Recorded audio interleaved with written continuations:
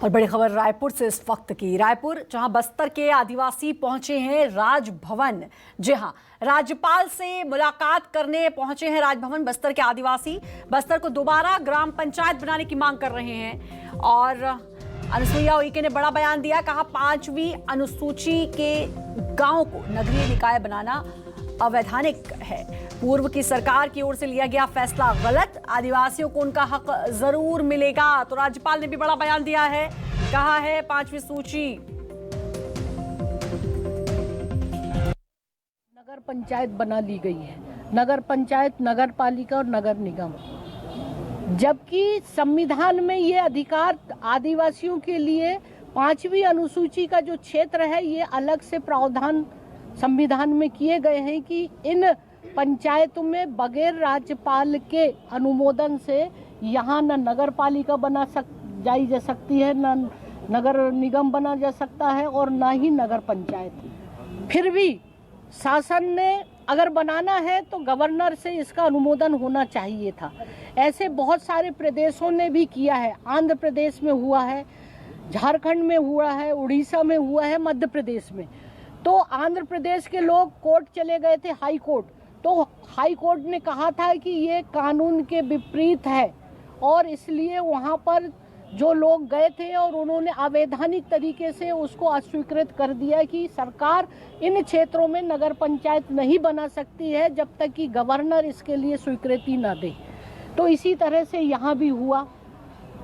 ये बात मैं जब गवर्नर के रूप में छत्तीसगढ़ में आई तो बहुत सारे आवेदन मेरे पास लोग मिल रहे थे उस समय, बहुत सारे आवेदन के लिए। और मैंने समय समय पर मुख्यमंत्री जी को भी पत्र लिखा, शासन स्तर पर लिखा और हमारे राष्ट्रीय स्तर पर भी इसका ध्यान मैंने आकर्षित किया कि इस तरह का जो हुआ है इन क्षेत्रों में, अनुसूचित क्षेत्र में जो पैसा कानून ऑलरेडी लागू है वहाँ नगर पालिका कैसे लागू हो सकता है अधिनियम? ये तो बिल्कुल अवैधानिक तरीके से गठित हुआ है। तो ये सरकार का ये जवाब हमेशा मुझे मिलता रहा कि यहाँ मेसा कानून आएगा तो लागू कर देंगे। जब मेसा कानून कब आएगा क्या नहीं आएगा, मगर उसके जब वो आ जाता तभी नगर पालिका का गठन होता, लेकिन हुआ नहीं, मेसा कानून आया नहीं। तो इसके लिए भी मैंने माननीय प्रधानमंत्री जी को अवगत कराया कि इस तरह की नगर पंचायत पूरे देश में, मैं छत्तीसगढ़ की बात नहीं कर रही हूँ, देश में वो ट्राइबल जो प्रदेश हैं, चाहे उड़ीसा हो, झारखंड हो, मध्य प्रदेश हो, आपका मतलब आंध्र प्रदेश हो, ये तमाम जगह। तो हमने कहा कि आप मेसा कानून को जल्दी से लागू कराएं पार्लियामेंट से, ताकि उनको वो अधिकार मिल सके। जो अधिकार उनके थे वो सब खत्म हो गए, क्योंकि ग्राम पंचायत को पूरा अधिकार रहता था, उनको दिया गया था पैसा कानून में कि वहाँ 100% उनको 50% पूरा ट्राइबल रहेगा, अध्यक्ष उपाध्यक्ष भी आदिवासी ही रहेंगे और उनकी जमीन स्थानांतर नहीं होगी दूसरे वर्ग को। ये उनके अधिकार में संविधान में दिया गया है। उनकी जो परंपरा, रीति रिवाज, जो धार्मिक आस्था, सब कुछ उनके आधार पे ही संचालित करने का प्रावधान था। लेकिन हुआ क्या है कि नगर पंचायत आने के बाद बहुत सारी परेशानियां उत्पन्न हो रही है उनके साथ।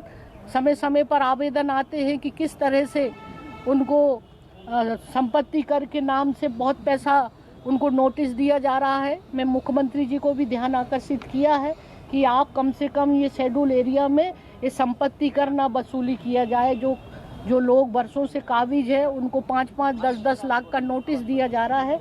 ये ट्राइबल लोग इतने गरीब हैं, ये इतना पैसा तो दे नहीं सकते।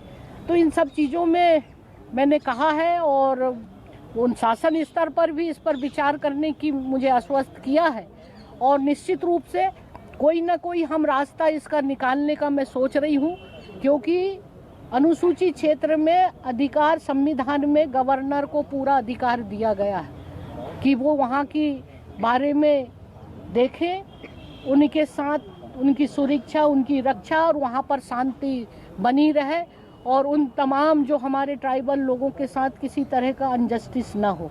तो ये सारी चीज़ों के मेरे संज्ञान में है और मैं प्रयास कर रही हूँ। मेरा 2 साल में 1 साल कोरोना में निकल गया है और आने वाले समय अब मैं शुरुआत कर रही हूँ। भविष्य में मैं सारे अनुसूचित क्षेत्र के जो जिले हैं वहाँ पर मैं समीक्षा करूँगी, देखूँगी कि कितना पालन वहाँ पर संविधान का हो रहा है, जो ट्राइबल के लिए 5वीं अनुसूचित क्षेत्र के अंतर्गत पैसा कानून के अंतर्गत जो अधिकार उनको दिए हैं, ये तमाम सारे विषयों को, उनकी सारी व्यवस्था, आर्थिक, सामाजिक, शैक्षणिक तमाम चीज़ों का मैं मूल्यांकन करूंगी और समय समय पर प्रशासन और उसके साथ साथ उनको सरकार को इसका भी दिशा निर्देश में